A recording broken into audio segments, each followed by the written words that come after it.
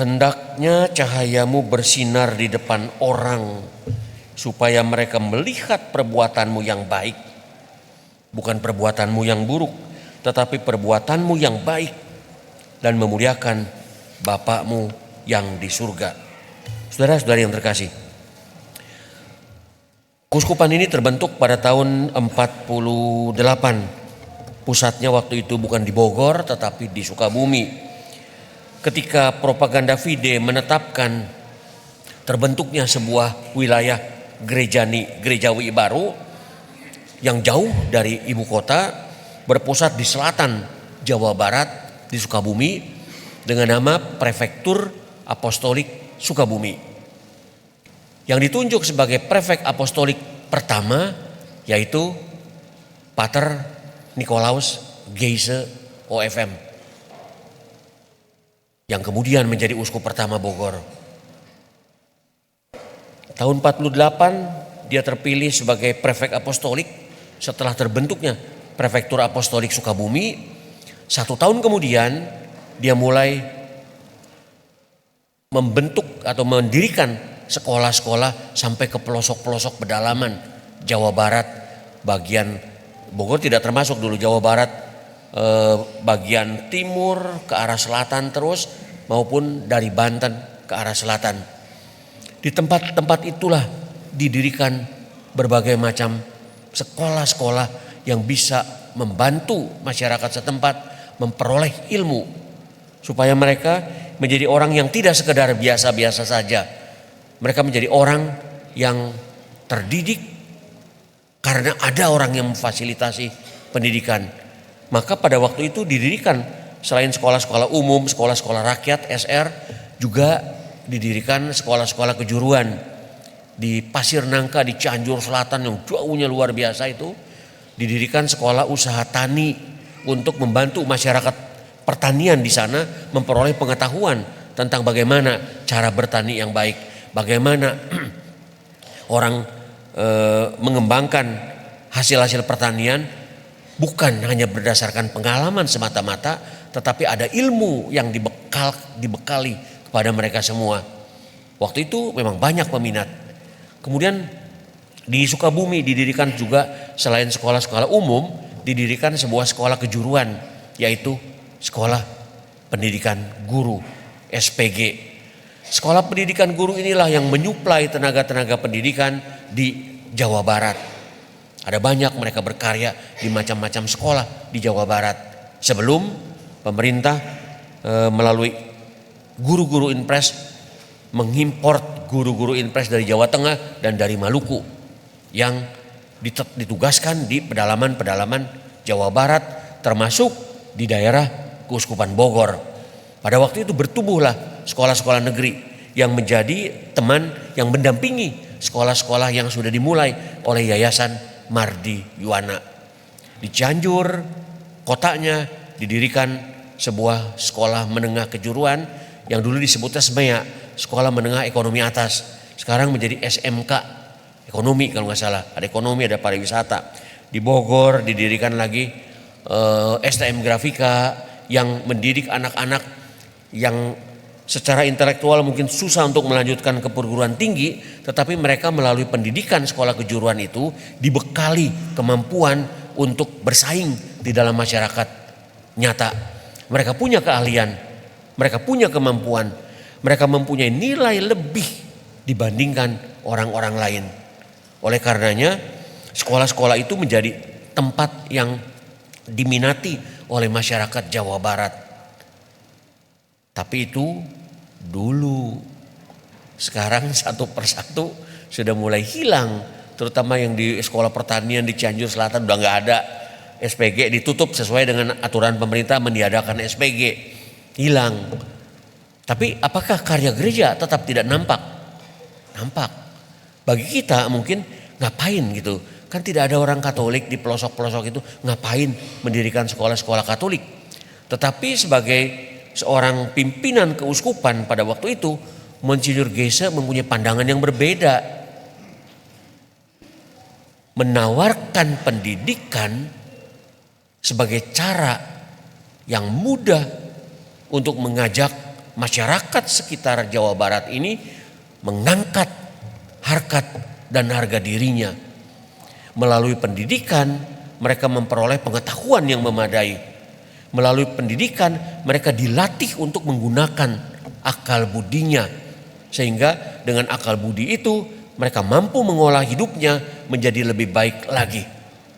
Dengan kata lain, apa yang dikatakan di dalam Injil tadi, supaya cahayamu bersinar di depan orang dan mereka melihat perbuatanmu yang baik dan memuliakan Allah Bapamu.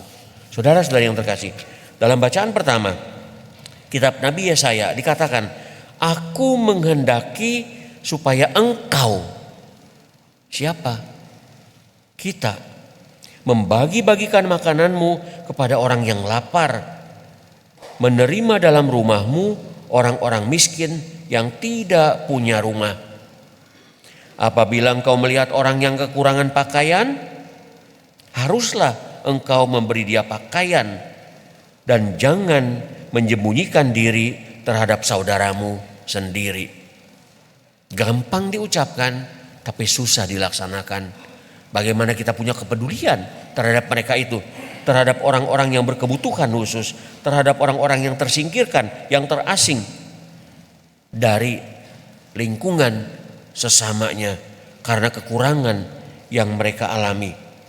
Kita diajak untuk membagi-bagi roti, memberikan tumpangan, memberikan pakaian bagi mereka yang membutuhkan. Supaya apa? Agar terangmu bercahaya, merekah seperti fajar menyingsing.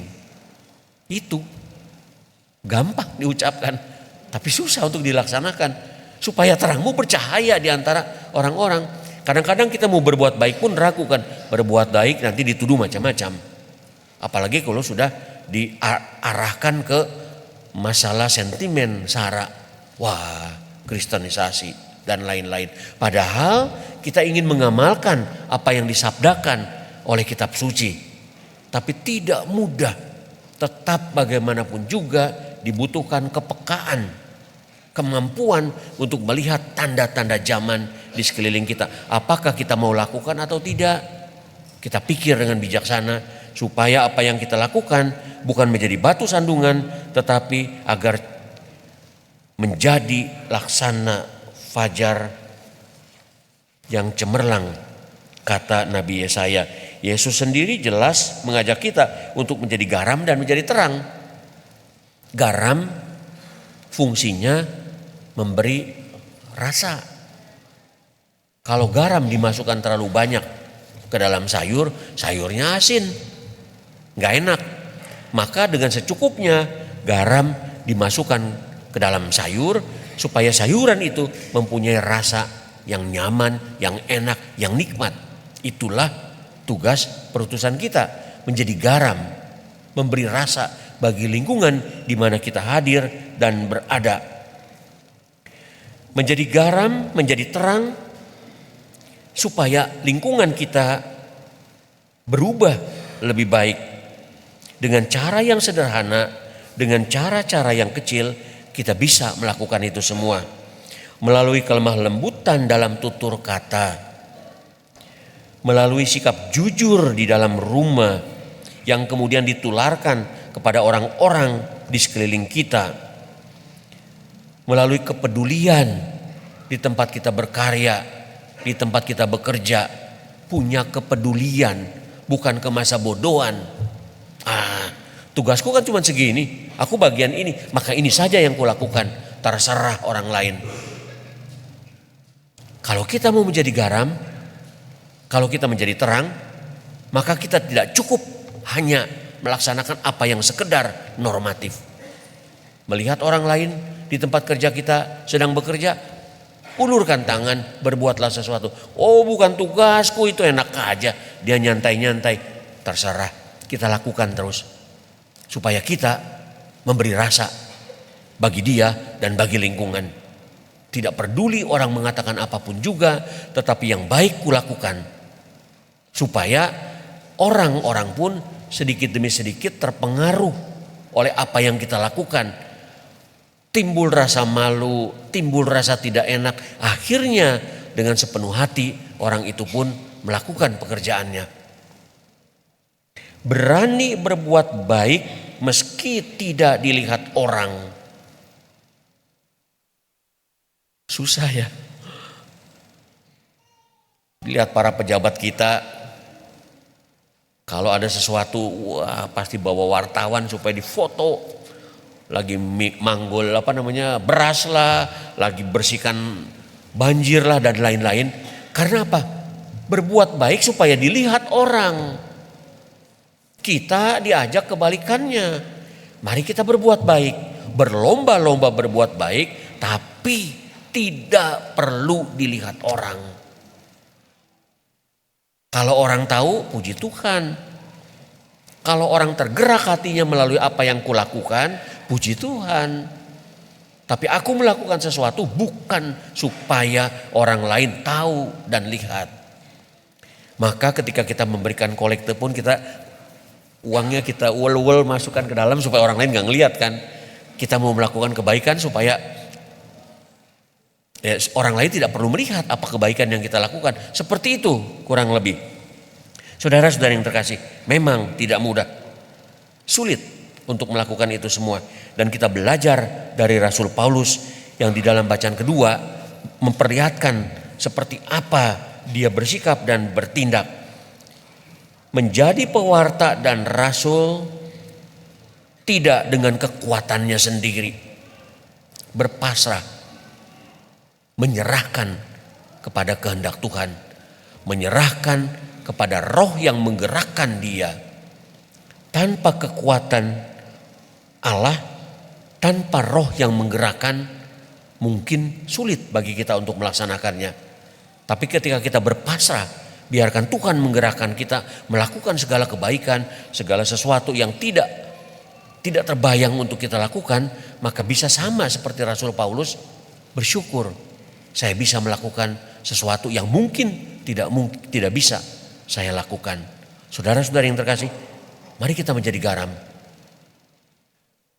yang berguna bagi masyarakat. Mari menjadi terang yang bermanfaat bagi banyak orang.